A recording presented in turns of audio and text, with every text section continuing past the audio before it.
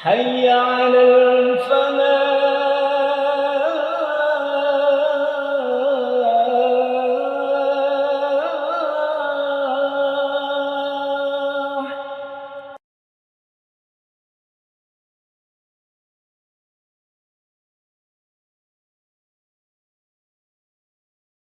Assalamualaikum warahmatullahi wabarakatuh.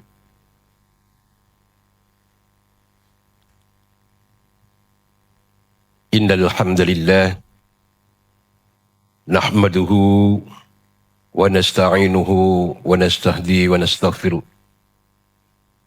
Wa na'udzu billahi min shururi anfusina wa min sayyiati a'malina. Man yahdihillahu fahuwal muhtad wa man yudlil falan tajida lahu waliyyan mursyida. Asyhadu an la ilaha illallah wahdahu la syarika lah wa asyhadu anna sayyidana Muhammadan abduhu wa rasuluhu la nabiyya ba'da. Allahumma salli wa sallim wa barik wa tarham ala hadzal nabiyil karim war rasulil azim wa ala alihi wa sahabatihi wa man da'a bi da'wati amma ba'd. Faqad qala ta'ala fi kitabil karim wa huwa asdaqul qailin. A'udzu billahi as-sami'il 'alim minas syaitonir rajim. Bismillahirrahmanirrahim.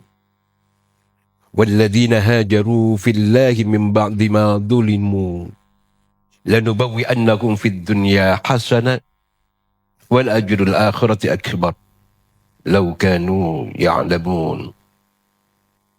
Wa qala Rasulullah sallallahu alaihi wasallam al-muslimu man salima al-muslimuna min lisanihi wa yadihi wal muhajiru man hajara ma naha al-muhajiru man hajara ma nahallahu anhu. Allahumma iftah bainana wa baina qaumina bil haqq wa bil fathi ya fattah iftah qulubana wa anta khairul fatihin. Allahumma arzuqna hubbak wa hubba ma yuhibbuk wa hubba ma yuqarribuna ila hubbik ya wadud ghairi maksud wa yadal karmi warjud. Para bapak ibu, saudara-saudara sekalian, jamaah Masjid Al-Falah rahimakumullah.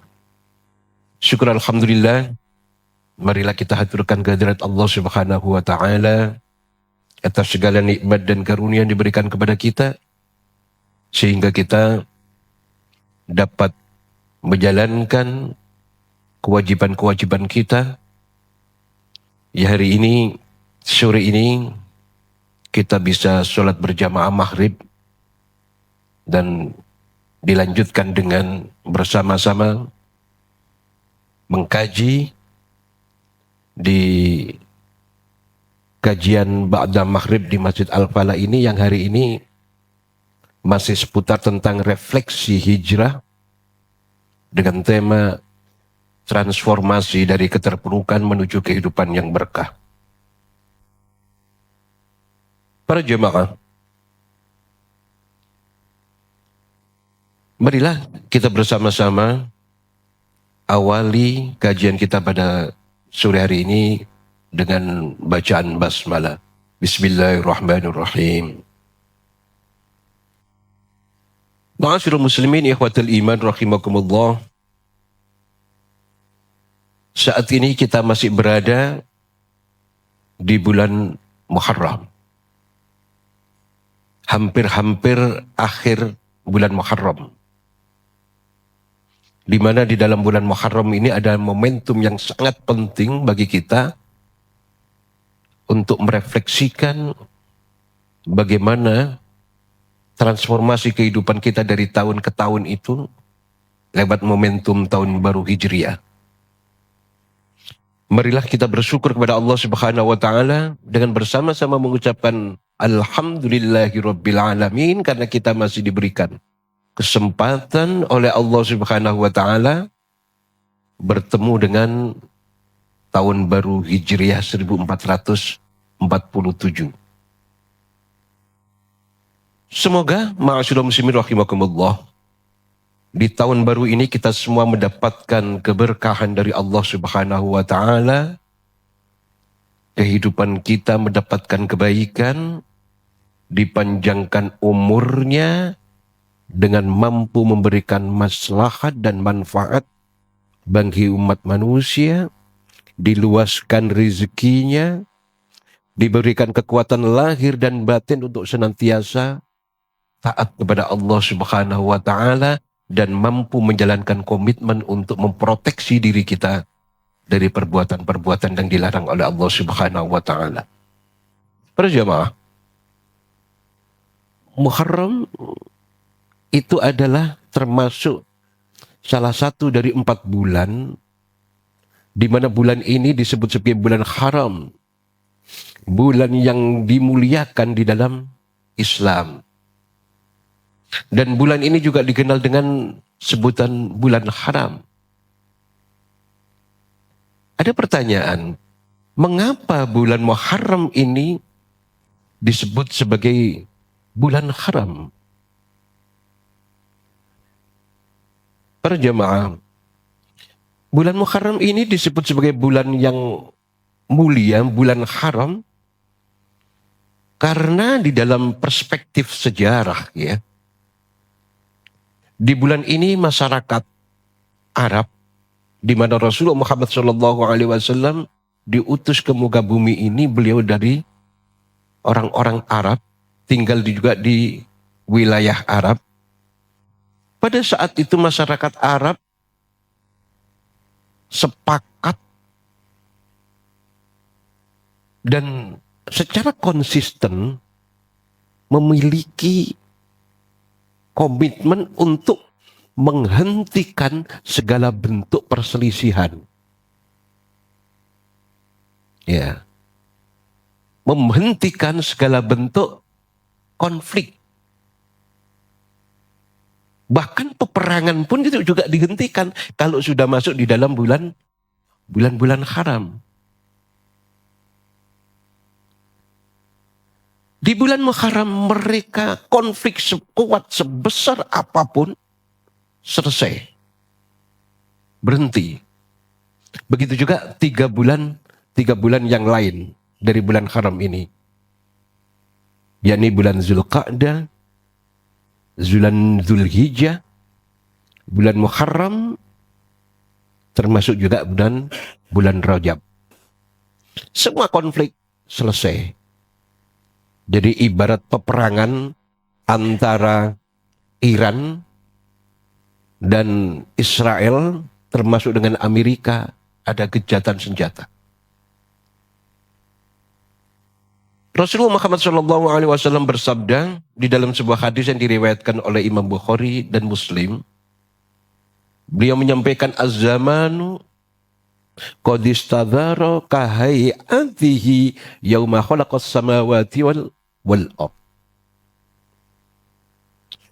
Jadi kata Rasulullah di dalam sabdanya, zaman itu berputar seperti pada saat Allah Subhanahu wa taala menciptakan langit dan bumi. Jadi zaman itu berputar mirip seperti ketika Allah Subhanahu wa taala menciptakan langit dan bumi. Ya. As-sanatusna asyara syahron. Di dalam 1 tahun, kata Rasulullah, itu terdapat 12 bulan. Minha arba'atun hurum. Dari 12 bulan itu ada 4 bulan yang kemudian disebut sebagai bulan haram. Bulan yang sangat dimuliakan oleh Allah Subhanahu wa taala. Karena ini bulan dimuliakan oleh Allah Subhanahu wa taala dan dimuliakan di dalam Islam, termasuk orang-orang zaman jahiliyah itu juga menghormati bulan ini, maka seluruh konflik itu harus genjatan senjata. Salah satu mutawaliyatun. 3 bulan ini berurutan. Apa urutannya? Dzul Qa'dah. Yang pertama adalah bulan Dzul Qa'dah. Yang kedua adalah Dzul Hijjah. Bulan Dzul Hijjah yang biasanya kita ada namanya bulan haji atau Idul Kurban. Kemudian dilanjutkan wal Muharram dan bulan Muharram. Inilah 3 bulan haram yang berurutan dari 12 bulan yang diciptakan oleh Allah Subhanahu wa taala. Wa Rajabun Mudhar. Dan yang keempat adalah bulan Rajab yang itu merupakan bulannya kaum Mudhar. Baina Jumadal Akhir wa Sya'ban. Di antara Jumadil Akhir dan Sya'ban. Hadis riwayat Imam Bukhari dan Muslim. Jadi hadis Nabi ini terkait dengan jumlah bulan ini, beliau menyampaikan ada 12 bulan, 4 di antaranya bulan haram, ada 3 berurutan, dan yang 1 bulan Rajab. Para bapak ibu saudara-saudara sekalian, masyarakat Arab pada saat itu dikenal memiliki permusuhan di antara suku. Karena, mengapa? Karena mereka memiliki fanatisme primordialistik. Di antara mereka ada yang namanya marga-marga, ada fam-fam. Yang mereka ini sangat fanatik. Sehingga kemudian seringkali memunculkan friksi-friksi dan konflik-konflik di antara mereka. Jadi fanatisme asobiyah, primordialismenya ini begitu akut. Namun, ma'asyiral muslimin rahimakumullah, permusuhan, konflik yang begitu kuat, tebal dan mengakar itu mereka akan segera hentikan ketika mereka memasuki bulan-bulan haram ini. Dan itu otomatis. Kalau ada salah satu suku etnik yang kemudian masih bersemangat untuk berkonflik, maka mereka akan mendapatkan teguran dan dikucilkan oleh etnik-etnik lain.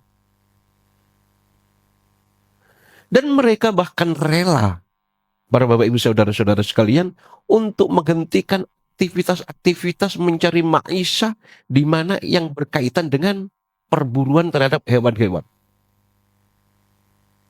Itu juga dihentikan. Tidak hanya konflik antar manusia, termasuk bagaimana mereka memiliki kebiasaan berburu. Ya, kebiasaan berburu itu juga dihentikan. Kenapa? Karena jika mereka juga beranggapan bahwa berburu itu juga bagian dari apa? Konflik. Kenapa? Karena di dalam perburuan itu akan terjadi pembunuhan. Walaupun yang dibunuh itu adalah hewan. Ya. Karena di situ ada aktivitas yang kemudian menyebabkan mengalirnya darah. Dan ini dianggap seperti dengan peperangan. Sehingga mereka memiliki kesepakatan untuk tidak berperang dan juga tidak berburu di dalam bulan-bulan haram. Begitu juga Rasulullah Muhammad SAW ketika berperang dengan kafir Quraisy pada bulan-bulan ini dilakukan genjatan senjata, dan itu dimanfaatkan oleh Rasulullah Muhammad SAW untuk berdakwah kepada raja-raja yang ada di sekitar Jazirah Arab, bahkan kepada raja yang ada di Persia, termasuk di Romawi. Coba kalau kita lihat sirah Nabawi, bagaimana Rasulullah Muhammad SAW dengan berani dan gagah perkasa, tanpa takut sedikit pun, berkirim surat kepada Raja Heraklius, yang pada saat itu menguasai dunia. Sepertiga dunia dikuasai oleh Romawi. dan sisanya dikuasai oleh orang Persia. Didatangi oleh Rasulullah Muhammad SAW dengan memberikan surat ajakan agar mereka masuk Islam. Coba, Rasulullah berkirim surat kepada Raja Romawi, Heraklius. Min Muhammadir Rasulillah ila Hirukla azimur Rum. Salamun ala man ittaba'al huda amma ba'd. Fa inni ad'uka bidhi'ayatil Islam aslim taslam. Fa in tawallait wa alaikal ismul arsiyin. Rasulullah berkirim surat. Ini surat dari Muhammad, utusan Allah kepada Heraklius, penguasa Romawi. Salamun ala man ittaba'al huda. Salam sejahtera kepada orang yang mengikuti petunjuk. Amma ba'd fa inni ad'uka bidhi'ayatil Islam. Sesungguhnya aku mengajak kepada Anda pada kemuliaan Islam. Aslim taslam. Masuklah Anda Islam, maka Anda akan selamat. Coba. Manakala Anda menolak untuk masuk Islam, maka Anda akan bertanggung jawab terhadap doa-doa orang, dosa-dosa orang-orang Nasrani. Dan Rasulullah kemudian mencantumkan, menyitirkan salah satu ayat di dalam Al-Quran.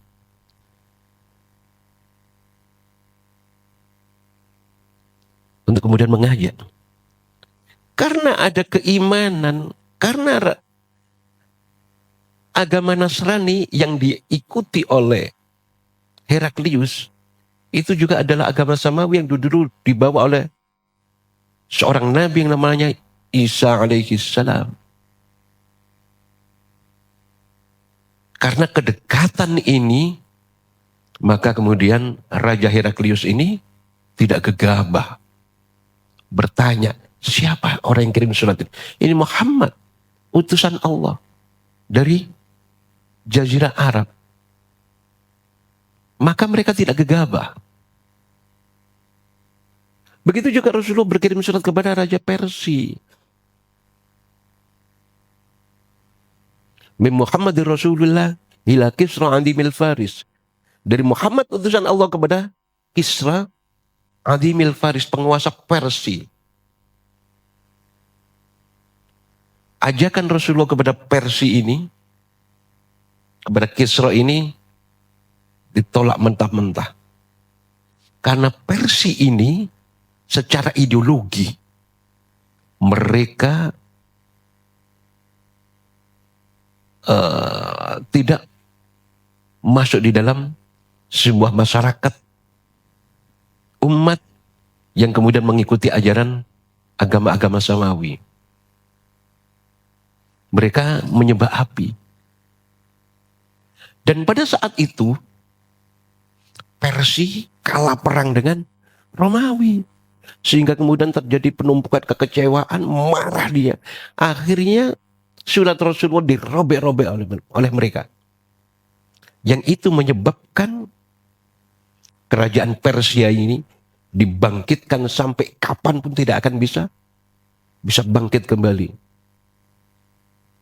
Ketika Rasulullah Muhammad SAW mendapatkan laporan bahwa suratnya dirobek-robek oleh Kisra, kemudian Rasulullah mengatakan, Allah akan merobek-robek kekuasaannya.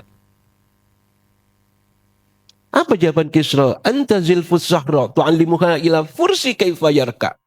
Anda ini setitik debu di dalam padang pasir di Jazirah Arab yang kalau saya mau maka saya akan jajah itu dan Anda menjadi budak saya. Kok begitu lancangnya Anda mengajari saya bagaimana persembahan terhadap Tuhan. Yang kemudian dianalogikan mengajari kuda bagaimana cara berruku. Nah, ini gambaran tentang kondisi di mana di Jazirah Arab itu. Momentum-momentum bulan haram dimanfaatkan untuk kemudian berdamai, genjatan senjata.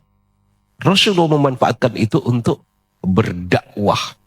Mengajak kepada raja-raja yang ada di Jazirah Arab, termasuk di Persia dan termasuk di Romawi. Ma'asyiral muslimin rahimakumullah. Para jamaah yang dimuliakan Allah Subhanahu wa taala.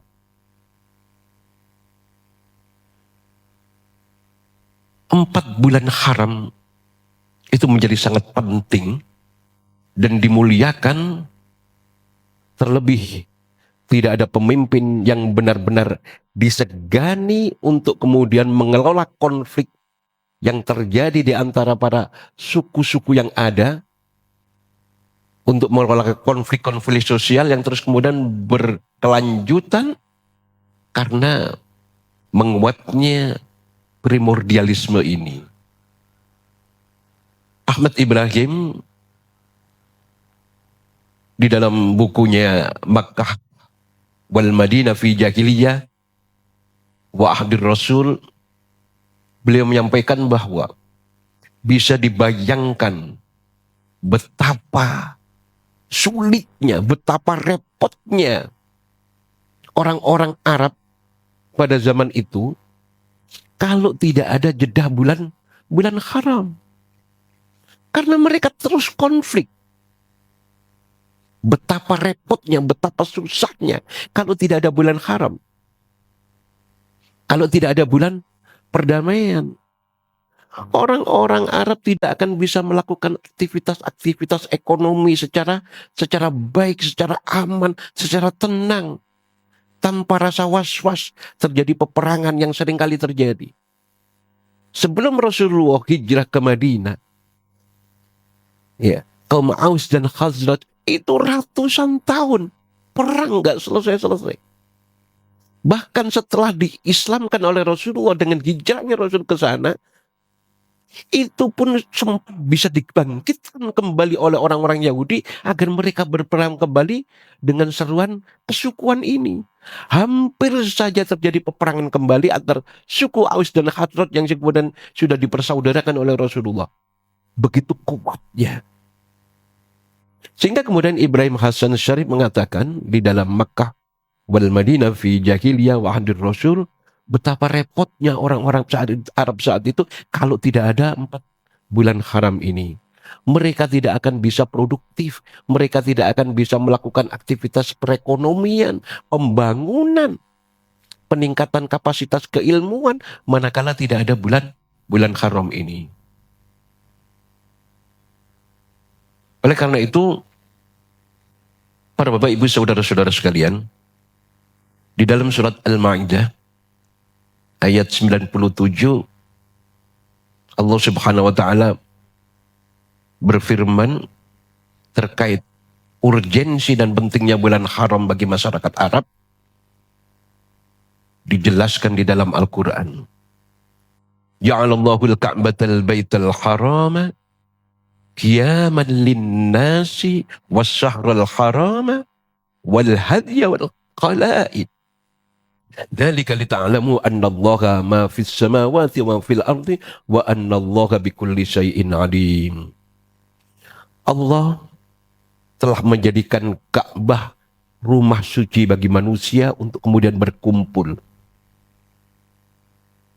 Menjadikan bulan-bulan haram sebagai waktu yang aman bagi mereka dari peperangan. Dan di dalam bulan haram itu Allah menyediakan hewan hadyu sebagai penyempurna kekurangan ibadah haji dan qalaid. Jadi ibadah haji itu ada yang namanya dam. Itu harus memotong hewan. Itulah hadyu. Dan qalaid itu adalah hewan yang sudah dikasih kalung, disiapkan untuk dikurbankan pada saat itu. Sehingga pada bulan haram itu kondisi aman, tentram, tidak ada berperang, ada kecukupan pangan karena dari hadyu dan qalaid itu, sehingga kemudian ma'asyiral muslimin rahimakumullah, di dalam ini dilanjutkan hadyu dan qalaid sebagai jaminan keamanan ketika mereka keluar dari Mekah. Yang demikian itu agar kamu mengetahui bahwa Allah mengetahui yang ada di langit dan apa yang ada di bumi, dan bahwa Allah Maha mengetahui segala sesuatu. Ma'asyiral muslimin rahimakumullah, substansi hijrah. Jadi hijrah ini sebuah kalimat yang manakala kita pelajari secara baik, maka kita akan bisa mendapatkan ruhnya. Dan di Indonesia ini banyak sekali kemudian diselenggarakan momen-momen hijrah ini dengan meningkatkan kualitas keilmuan, kapasitas keimanan. Hijrah adalah sebuah kata yang kemudian seringkali diidentikan dengan change di dalam bahasa Inggrisnya. Perubahan.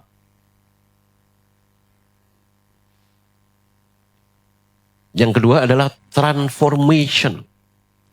Transformasi, perbaikan, pembangunan menuju kehidupan yang lebih baik. Tidak ada kemudian istilah orang yang mengatakan saya berhijrah. Tetapi kemudian ini tidak pada kondisi dari kondisi buruk menjadi lebih baik. Apalagi kemudian sebaliknya. Dari kondisi yang kondusif, baik, menjadi lebih buruk. Itu bukan hijrah namanya. Jadi hijrah itu adalah sebuah perubahan, transformasi menuju kehidupan yang lebih baik.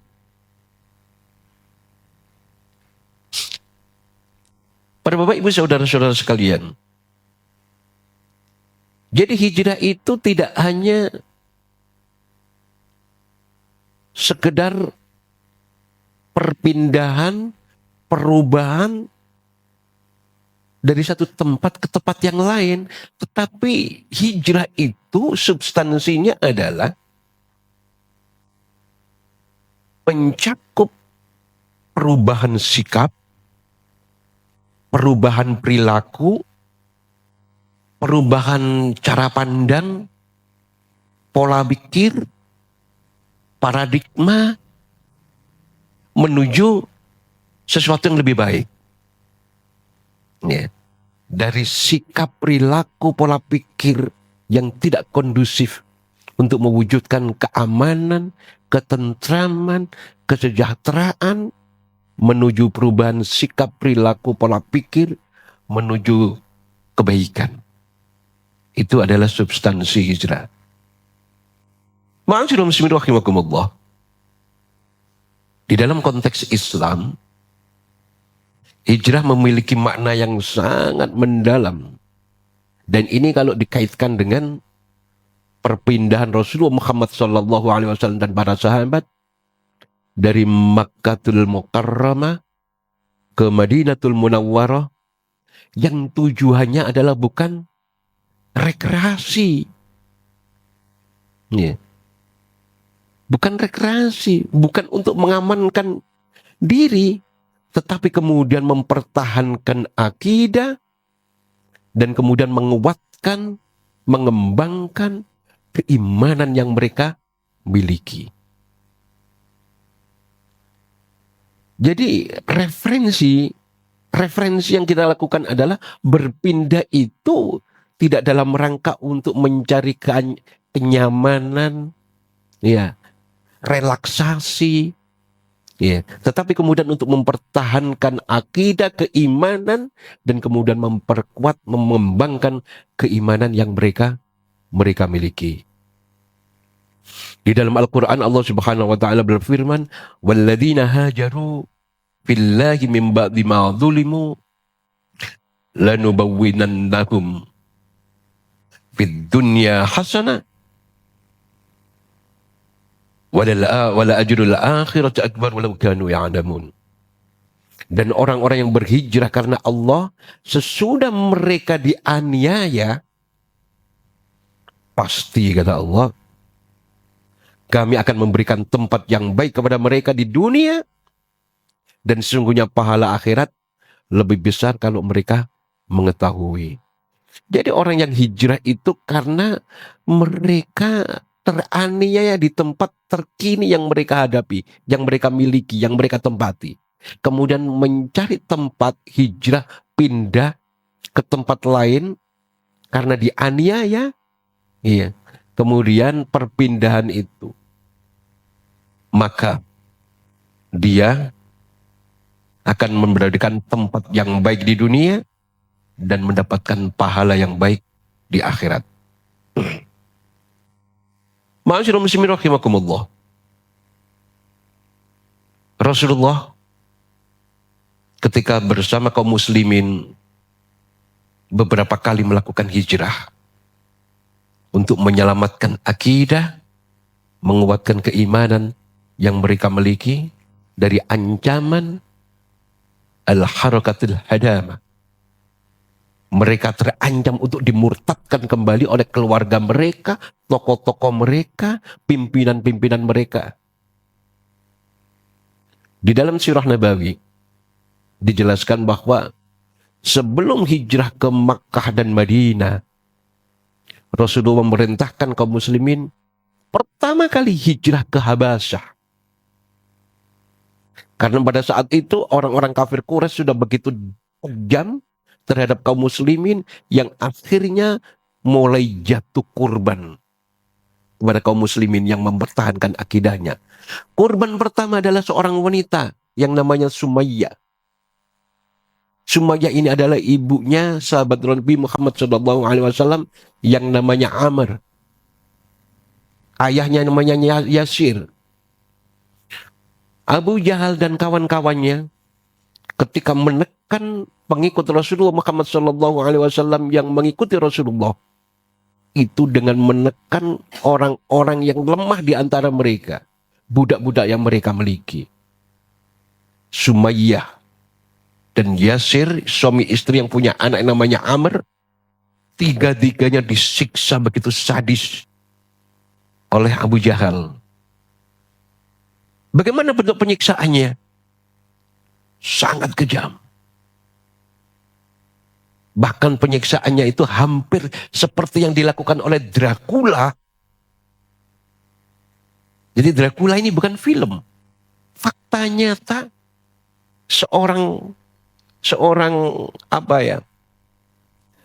panglima yang mereka dititipkan ke Khalifah Islam Turki Utsmani dengan Muhammad Al-Fatih, yang mereka itu dididik dengan pendidikan Islam, tapi kemudian kembali dan membelot melawan Muhammad Al-Fatih, dan kemudian pasukan Muhammad Al-Fatih banyak yang disula.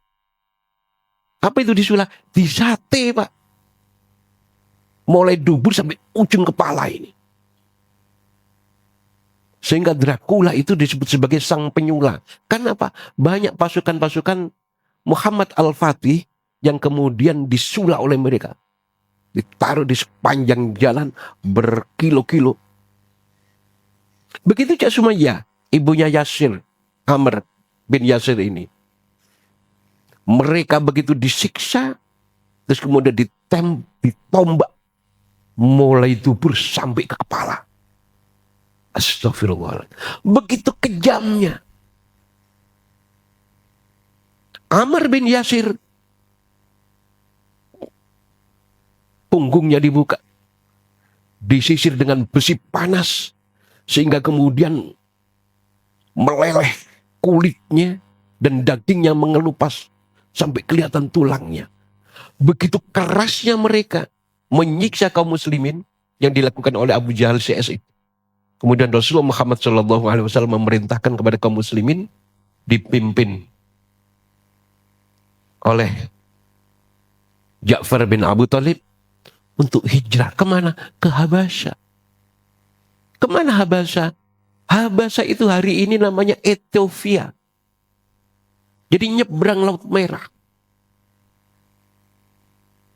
Rasulullah mengatakan bahwa di Ethiopia itu ada seorang raja, namanya, gelarnya adalah Najasyi, namanya Ashama, yang mereka orangnya ini adil. Sehingga Rasulullah meminta kepada kaum muslimin agar mereka hijrah ke Habasyah, karena di sana ada seorang raja yang sangat adil, namanya Ashama. Berangkatlah hijrah ke sana. Ketika hijrah ke sana, dikejar oleh Amr bin As yang saat itu masih belum muslim. Amr bin As ini berkawan dengan Ashama, yang akhirnya meminta agar orang-orang itu dikembalikan kepada orang-orang kafir Quraisy. Tapi kemudian Ja'far bin Abi Thalib mengatakan bahwa wahai raja, kami ini diperintahkan oleh Rasulullah Muhammad SAW hijrah ke sini untuk mendapatkan perlindungan dari Anda. Rasulullah mengatakan bahwa Anda adalah orang yang adil. Oleh karena itu kami hijrah ke sini. Yang singkat cerita ma'asyiral muslimin rahimakumullah, akhirnya Raja Najasyi ini masuk Islam pada saat Rasulullah membebaskan benteng Khaybar di Madinah. Yang saat itu Rasulullah mendapatkan informasi bahwa Raja Najasyi ini meninggal. Dan malaikat Jibril mengabarkan bahwa Raja Najasyi itu sudah masuk Islam. Sehingga Rasulullah melakukan sholat gaib untuk Raja Najasyi. Itu hijrah pertama.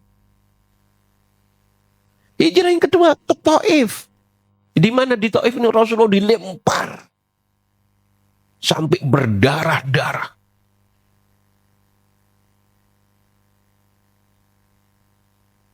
Penjaringan kalau lihat Taif itu sebuah tempat yang luar biasa indahnya. Hampir seperti Indonesia. Padahal itu di Mekah. Kira-kira 7 jam dari Mekah. Di sana menghasilkan delima terbaik di dunia. Banyak dihasilkan parfum-parfum. Buah-buahan yang luar biasa baik. Karena Rasulullah saat itu juga pernah hijrah ke sana dan kemudian diselamatkan. Dan ketemu seorang pendeta yang namanya Adas yang akhirnya masuk Islam juga. Itu hijrah yang kedua. Mencari tempat yang lebih baik. Mencari tempat. Tetapi kemudian ternyata di Ethiopia mendapatkan perlindungan. Di Taif ternyata justru dinistakan. Yang kemudian akhirnya Rasulullah berhijrah ke Madinah. Yang akhirnya awalnya namanya Yasrib. Akhirnya menjadi tempat kota itu menjadi Madinatul Rasul hingga hari ini. Ma'asyiral muslimin rahimakumullah, itulah substansi hijrah, mencari tempat untuk mengamankan diri akidah. Meningkatkan kualitas keimanan. Meningkatkan kualitas keilmuan itu. Oleh karena itu ma'asyiral muslimin rahimakumullah, hijrah secara makna itu ada 2. Hijrah fisik, jasadiyah, dan hijrah spiritual. Jadi hijrah ada 2 jenis, yakni hijrah fisik makaniyah dan hijrah spiritual, hijrah maknawiyah. Para Bapak Ibu saudara-saudara sekalian, hijrah yang pertama adalah hijrah fisik, hijrah makaniyah. Satu perpindahan yang sifatnya psikis, yang sifatnya jasadiyah, yang sifatnya fisik, dari satu tempat ke tempat yang lain. Contohnya adalah hijrah Nabi Muhammad SAW dari Mekah ke Madinah. Itu yang kita bayar. Dari hijrah Nabi Muhammad beserta sahabat dari Mekah ke Taif. Hijrah Nabi Muhammad, hijrah para sahabat Nabi dari Mekah ke Habasyah.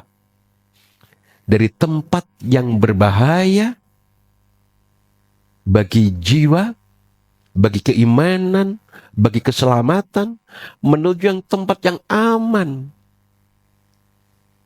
Hijrah dari tempat yang tidak memungkinkan bercokolnya kekuatan-kekuatan akidah, mencari tempat yang kemudian memungkinkan untuk kemudian melahirkan akidah-akidah yang kuat.